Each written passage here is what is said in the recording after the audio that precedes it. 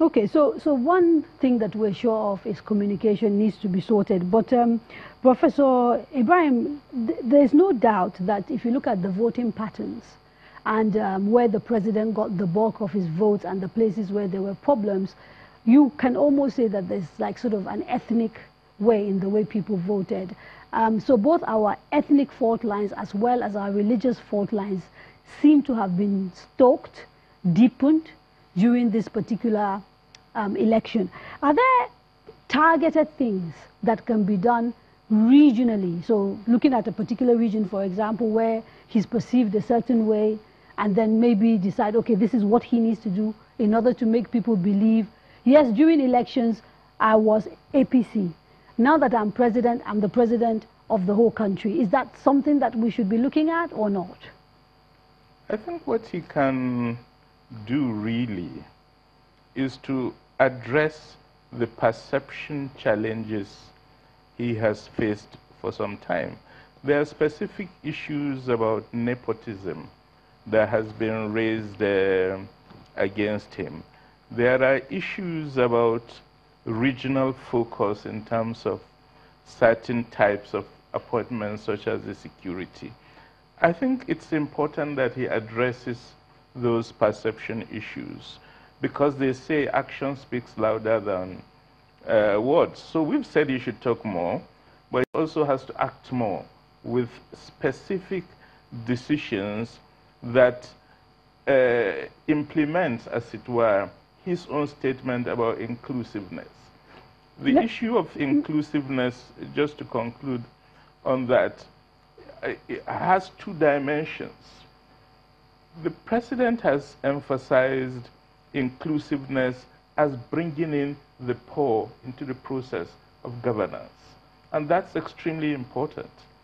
But Nigerians, when they talk of inclusiveness, look at the ethnic and religious dimensions of the appointments culture. So I think both elements of inclusiveness have to be taken on board. Let me quickly bring in Juliet, and we have maybe just a few minutes before break, so if you could be a little bit quick in your answer. You spend a lot of time in the East, you do a lot of work in the East. He didn't do too great in the East. What would it take for that region to begin to feel that Muhammadu Buhari is also their president? Okay, that's an excellent question.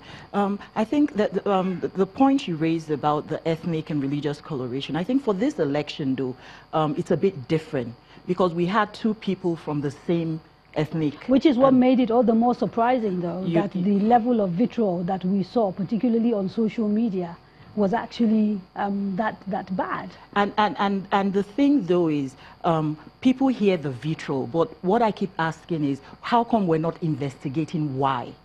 And so that's something I took on, to really touch base with different groups to find out what's the perception you have, what are the gaps. And some of the things that came up is really in terms of economics. It's not even about ethnicity. So number one, business friendliness, right? Great inclusivity with the underserved, with the poor, but also inclusivity for the business class, for those the presumed middle class that kind of fell, you know, when the economic crunch happened. So there's that in terms of the policies. Then in terms of nepotism, that's one thing that came up. And the perception is that he's empowering family members. Exactly. Right. And so, but the president is one of those things that came up. Some instances were valid, some were not. But the thing is, there was no communication to even explain. So it was just the case of vitriol and then counter vitriol.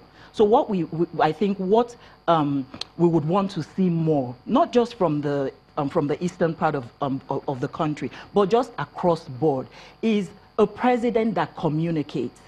And it's not just on a monthly basis, but going to different regions. We've kind of agreed that that is critical, and we've discussed it. But like the professor said, you can talk, but your actions also have to back up what you're doing. And so, Dr. Joe Abba, in specific terms, I'm trying to find out, are there things, projects he can embark on in the East, in other parts of the country, that are not necessarily seen as his base, that could help to shift this perception that people have that he's only governing for one part of the country? I think it's important to focus on what are the levers to the nation's development that we must pull. The second Niger Bridge is one of such levers. We need to connect the eastern part of the country to the rest of the country. The Lagos-Ibadan road is such a facility. The rail line to Kano means that we can get our agricultural products to the south. If there's a clear economic policy and everybody can see that, look, this is not ad hoc, and it's not based on, oh, I'm trying to please the east or please the west or please the north, then there will be no vitriol. It will be clear that there's a clear economic policy that is being followed. We urgently need a long-term development plan. We don't have one at the moment. The ERGP ends in 2020. We need to develop something else. What should we be focusing on when it comes to the economy? Because part of the criticism of the last 4 years was that we didn't do too well. We had a recession, we went through a volatile exchange regime, all sorts of things that people who are in business felt impacted negatively on them. People lost their jobs. And so overall, should we be looking to carry on in the direction where we started with this government, or should they be looking to change things drastically? I think it's a bit of both. There's a need to, we need to produce more. We need to produce more, and we need to produce more from sources other than oil. So as an example, I was reading recently that our earnings in terms of solid minerals has gone up by 500% in just 2 to 3 years. That's quite commendable. So we need to produce more. We need to diversify. We need to cut waste. The size of governance is still too large. We still have too many agencies duplicating functions, many not doing much. We still spend too much running the machinery of government. And then, of course, we need to constrain corruption even further. And that's by not only focusing on politically exposed persons, but also looking at bureaucratic corruption that comes when you go to get a Nigerian license, or you go to get any sort of license or permit from government. Because as our people say, it's not only the monkey plucking the fruit that can bring down the tree. The thousands of termites eating at the roots are more likely to bring it down quicker. So there's a need to also focus on bureaucratic corruption, because that's what then engenders this culture that it's all right to be corrupt, and it's part of our nature, and there's nothing we can do about it. Okay, Professor Jibril, I mean, we sit down and we talk about what should be done. But the reality is that sometimes saying is a lot easier than doing. So if we sort of take some of the issues that Dr. Abba has raised, starting with perhaps the size of government, realistically, can President Muhammadu Buhari do a lot to curtail waste in government by shrinking the size of government? And if so, how? There are two ways that they could have been addressed. The first is through legislative work. You recall under the previous administration, the Oransanye report has identified duplication of agencies and made very clear recommendation on agencies to cut down. Some of these agencies, though, are set up by either law or an act of parliament. Okay. I was going to say, which is, he needed to propose laws to close them down, and that didn't happen because basically the executive and the legislature didn't work together. So this issue of a legislative agenda is extremely important. The second issue has to do with the way in which the legislature itself has gone wild in terms of establishment of agencies. We now have more than triple the excessive agencies that Oransanye was talking about. All of them being established independently by the legislature. Everybody wants a polytechnic in their village, and so that has to stop. You cannot have a legislature that establishes new agencies without consultation with the executive and without looking at the capacity to maintain such agencies. Okay. So there's a huge legislative agenda to address if we are going to reduce the cost of governance. Okay, I'd like to bring members of the audience in at this point before coming back to Juliet and the Major General. So, comments, questions from the audience? If not, we'll come back to the panel if no one wants to talk. Right, okay. We'll start 1, 2, 3. Please keep it as short as possible and don't forget to tell us who you are. Yes, sir. My name is Jake Efewe. I work for the Albino Foundation. I'm the convener for disability inclusion. I'm glad that we're talking about inclusion. I think for President Muhammad Buhari, he had been a political president for the past 4 years. Now I think he should be a people's president in the next 4 years. Get to the heart of the people that you're leading and be inclusive, not paying lip service to it. We want to see a person with disability in his government, not as SA, but as a minister occupying a very important position. I don't want to take all the time. Thank you, sir. Yes, sir. Thank you, sir. Yes, ma'am.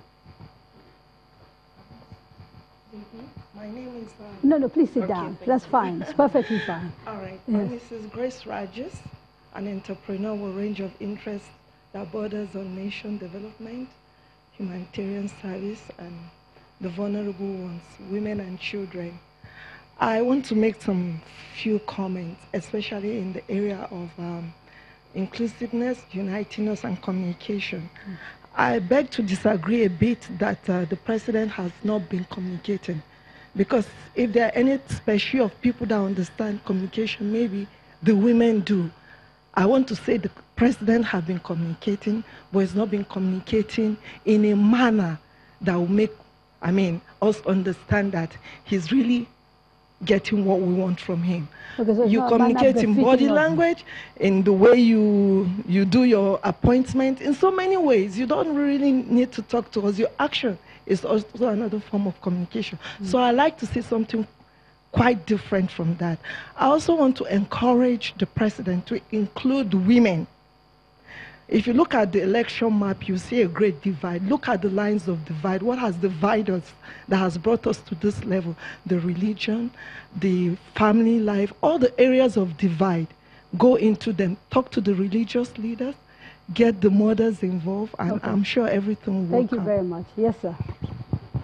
My name is Andrew Boro. I'm the General Manager of Ombas Nigeria Limited. We are into civil engineering.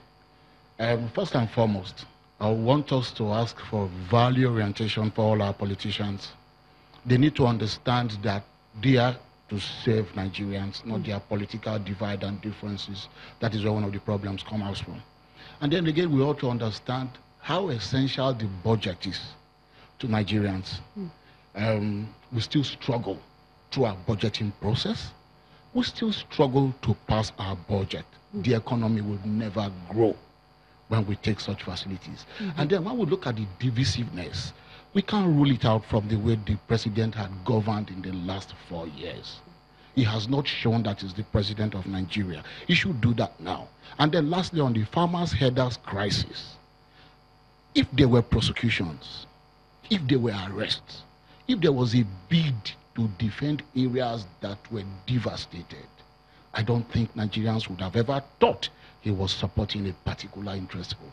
Okay, and we will come and talk about all those things. Let me come back to Juliet. On the issue of inclusivity, for example, we heard calls for female inclusion of people with disability, and often sometimes we see these things as just symbolism, tokenism, right? Should we be doing these appointments for the sake of them, or is there something more to be had from appointing women, from appointing people with disability? Oh, thank you. Yes, we need to move away from just tokenism, because that's what we've always had in Nigeria. The past administration, the comparison that they had more women appointed than President Buhari is really, that shouldn't be the basis. We need to open up the space for the conversation around inclusivity, gender, people with disability, even the underserved. And for gender specifically, it boils down to having a gender agenda that's very clear. There are some countries that we can look to for examples to see what they're doing. So you go beyond appointment, you're talking of mainstreaming it so that it becomes, I mean, there's some countries that even introduced a quota, maybe the 35%, but beyond that. But does it make any difference in practical terms to governance and to the way things are done, or are we just appointing women for the sake of it? Oh, I was getting to that. It's beyond just appointing women, because the issue of gender is multidisciplinary, right? Gender matters affects health, it affects budgeting and planning, education. So it's is a cross-functional role. So when we're talking about getting more women or people with disability into governance, you're talking about representation, to be able to reach those groups, to understand what those groups need, and then the diversity of perspectives in how issues are being addressed.